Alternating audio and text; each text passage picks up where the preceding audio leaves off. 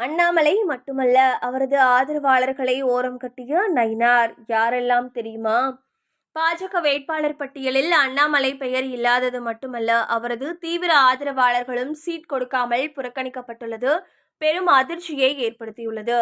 தமிழக சட்டமன்ற தேர்தலில் அதிமுக தலைமையிலான கூட்டணியில் இடம்பெற்றுள்ள பாஜகவிற்கு 27 தொகுதிகள் ஒதுக்கப்பட்டுள்ளது. பாஜகவுக்கு அதிமுக வெற்றி வாய்ப்பு இல்லாத பெரும்பாலான தொகுதிகளை தள்ளிவிட்டதாக விமர்சனங்கள் எழுந்தன.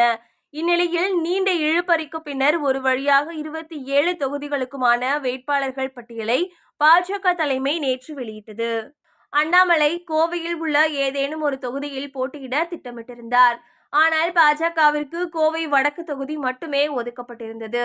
அங்கு வானதி சீனிவாசன் போட்டியிடும் திட்டமிட்டதால் அண்ணாமலையை பாஜக தலைமை மொடக்குறிச்சியில் போட்டியிட வலியுறுத்தியதாக தகவல் வெளியானது. ஆனால் அண்ணாமலை மொடக்குறிச்சியில் போட்டியிட தயக்கம் காட்டிய நிலையில் தற்போது அவர் வேட்பாளராக அறிவிக்கப்படவில்லை.